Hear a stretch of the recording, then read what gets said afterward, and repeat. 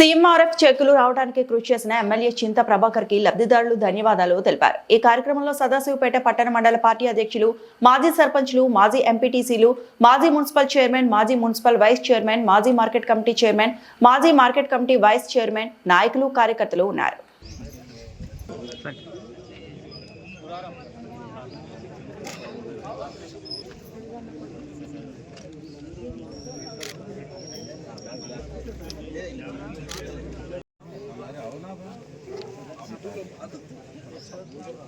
जुन्नू भाई शेख महाजाबिन कुमार विनोद कुमार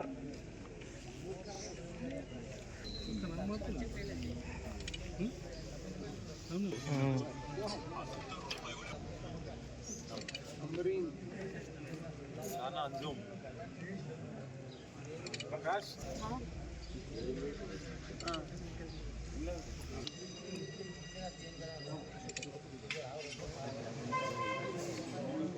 नबी सुल्ताना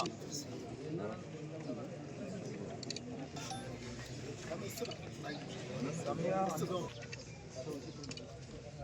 सीमा बेगम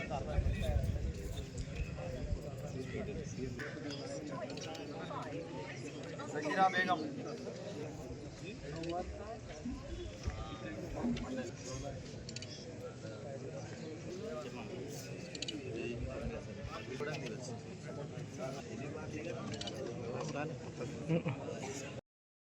సంగారెడ్డి నియోజకవర్గం సదాశివపేట మండలంలో మరి సీఎం రిలీఫ్ ఫండ్ చెక్కులు అంటే అనారోగ్యంతో బాధపడుతున్నటువంటి పేదవాళ్లకు సీఎం రిలీఫ్ ఫండ్ అనేది ఒక గొప్ప వరం. మరి దానికి సంబంధించి మన సంగారెడ్డి శాసనసభ్యులు చింతా ప్రభాకర్ గారు పదవిలో ఉన్నా లేకున్నా ఈ సీఎం రిలీఫ్ ఫండ్ సంబంధించి ఎవరు పేదవాళ్ళు వచ్చినా వారికి అండగా ఉండి వాళ్ళకు సీఎం రిలీఫ్ ఫండ్ చెక్కులు ఇప్పించడంలో అన్న ముందుంటాడనే విషయం ప్రతి ఒక్కరికి తెలుసు. మరి అలాంటి నాయకుడు సంగారెడ్డి నియోజకవర్గంకు ఉన్నందుకు మేము నిజంగానే గొప్పగా భావిస్తున్నాము.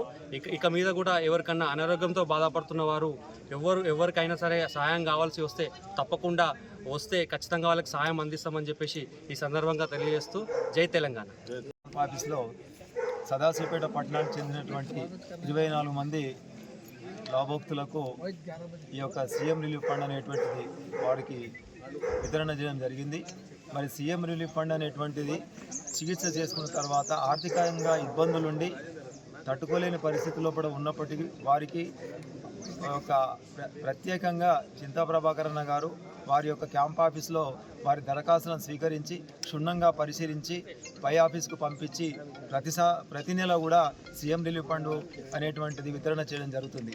ఈ యొక్క అవకాశాన్ని గత ప్రభుత్వం లోపల తూచా తప్పకుండా సంగారెడ్డి నియోజకవర్గంలో ప్రత్యేకంగా అన్ని జిల్లాల కంటే అన్ని అసెంబ్లీ కాన్స్టిట్యున్సీల కంటే సదాశివపేట సంగారెడ్డి నియోజకవర్గమే ఎక్కువగా సీఎం రిలీఫ్ ఫండ్ అనేటువంటి పంచడం జరిగింది.